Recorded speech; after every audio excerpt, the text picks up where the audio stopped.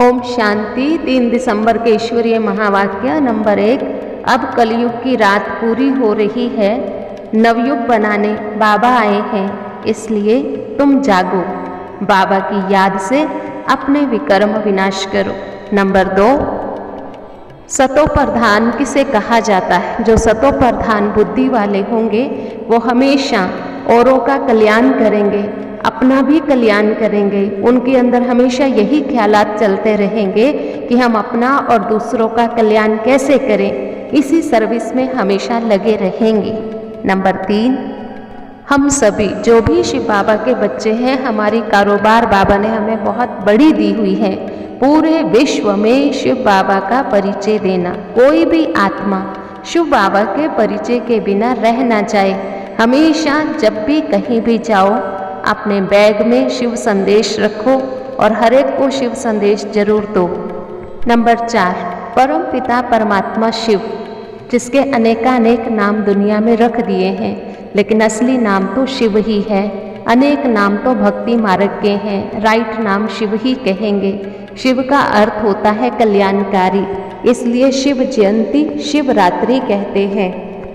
Number 5। अभी हमें माया रावण पर जीत पानी है। रावण को ही शैतान कहा गया है। तो यहाँ कलयुग की दुनिया में शैतानी राज्य चल रहा है। सब कुंभकर्ण की नींद में सोए हुए हैं। अब हमें उन सबको जगाना है। नंबर 6। शिव जयंती, उसकी जगह हम गीता जयंती भी लिख सकते हैं। दुनिया में श्री कृष्ण जयंती तो सब मनाते हैं, वास्तव में शिव जयंती ही गीता जयंती कहेंगे। इसको त्रिमूर्ति शिव जयंती भी कह सकते हैं।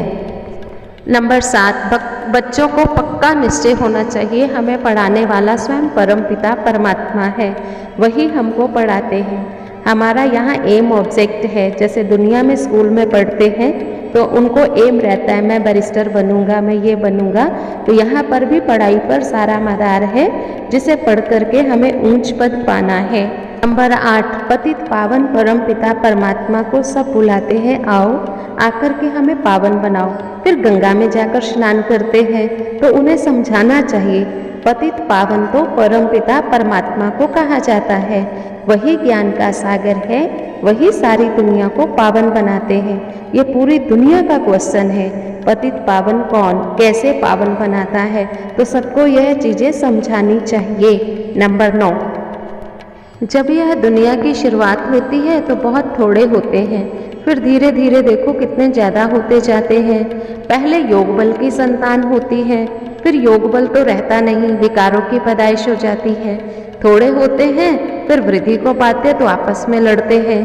पहले सुख होता है, फिर दुख होता है, दुख देते लेते रहते हैं। यह मनुष्यों की ही बात है। सतयुग में सुखी रहे तो जानवर भी सुखी थे, सब सुखी थे। ऐसी सुख की दुनिया में जाने का ही तो हम पुरुषार्थ करते हैं, लेकिन कोई इन बातों को ध्यान से सुनता ही नहीं है। जब भंबोर को आग लगेगी तब आँख खुलेगी।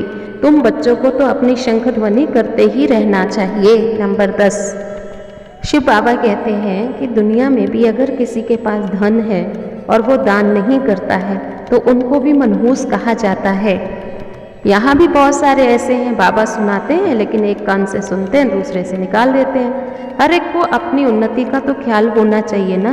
संघ के रंग में नहीं आना चाहिए, सर्विस में बिजी रहना चाहिए, नहीं तो बड़ा भारी घाटा पड़ जाएगा। अपनी उन्नति के लिए कोशिश करते रहना चाहिए। जो अपनी उन्नति के लिए तत्पर रहते हैं उन्हीं को ही सतोप्रधान बुद्धि कहा जाता है। बाकी कईयों का तो हिसाब किताब ही बड़ा कड़ा है, बाबा इतना समझाते फिर भी फंसे हुए हैं। अच्छा, आज का वरदान, याद और सेवा द्वारा अपने भाग्य की रेखा श्रेष्ठ ते श्रेष्ठ बनाने वाले भाग्यवान भव। ब्राह्मणों की जन्मपत्री में तीनों ही काल अच्छे से अच्छे हैं।